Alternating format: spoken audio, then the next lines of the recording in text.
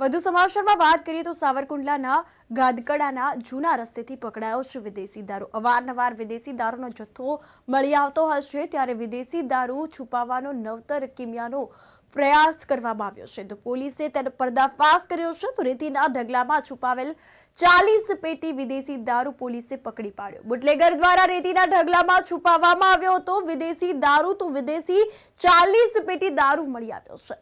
1.5 લાખ જેવા વિદેશી દારૂ પોલીસે પકડી પાડીને બુટલેગરની શોધખોળ હાલમાં શરૂ કરી છે। તો આ અંતર્ગત વાત કરવામાં આવે તો રેતીના ઢગલામાં વિદેશી દારૂ છુપાવવામાં આવ્યો હતો। 40 પેટી વિદેશી દારૂ પોલીસે ઝડપી પાડ્યો છે।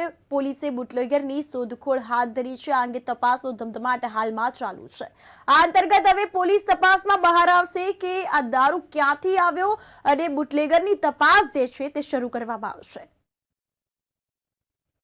સાવરકુંડલા રૂરલ પોલીસ સ્ટેશન હેઠળ જે રેલવે ટ્રેકની બાજુમાંથી માર્કેટિંગ યાર્ડ આવવા માટેનો બાયપાસથી એક રોડ બની રહ્યો છે।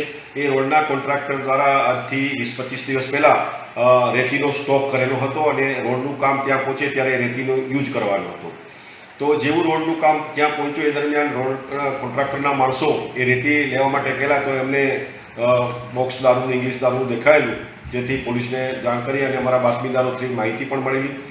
ત્યાં જઈને તપાસ કરતા પોલીસ ઇન્સ્પેક્ટર રૂરલના ચૌધરી અને મારી ટીમોએ તપાસ કરતા કુલ 40 પેટી જે 1 લાખ ઉપરનો મુદ્દામાલ મળી આવેલ છે અને જુદી જુદી બ્રાન્ડનો મુદ્દામાલ કબજે કરી ગુનો અજાણ્યા ઇસમ વિરુદ્ધ દાખલ કરવામાં આવ્યો છે।